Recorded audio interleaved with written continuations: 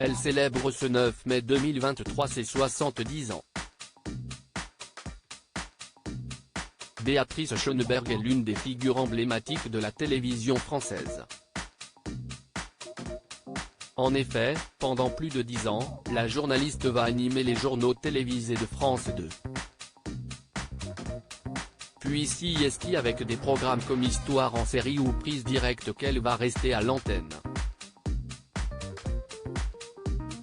Née à Paris en 1953, Béatrice Schoenberg se lance dans un premier temps comme pigiste en presse écrite.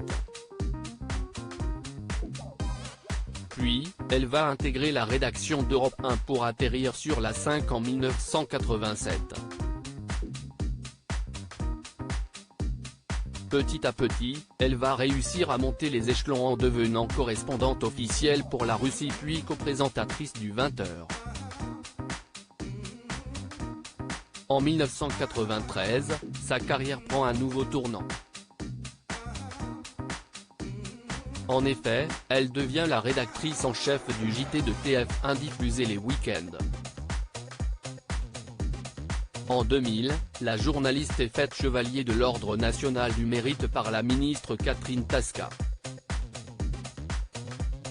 De 1997 à 2007, Béatrice Schoenberg va présenter les journaux télévisés de France 2, le vendredi et les soirs de week-end. Une belle façon de finir sa carrière.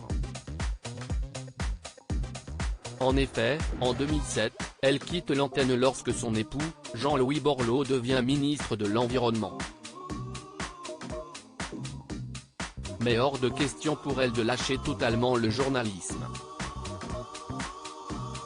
En effet, Béatrice Schoenberg anime divers programmes. Le journalisme dans les veines côté vie privée, l'animatrice a été l'épouse du chanteur Claude Michel Schoenberg avant d'épouser Jean-Louis Borloo en 2005.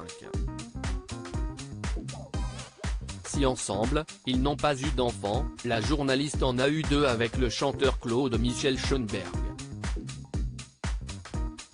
De son côté, Jean-Louis Borloo a eu une fille avec la gynécologue Jeanne-Marie Bazin et 2 autres enfants avec une Valenciennoise.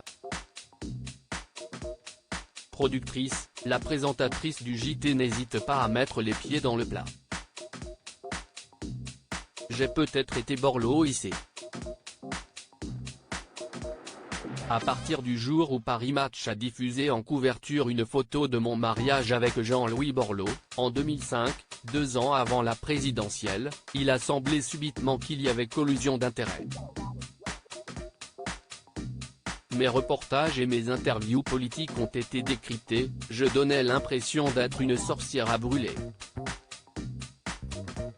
La victimisation m'insupporte et refaire un petit tour du côté de la politique ne me déplaît pas.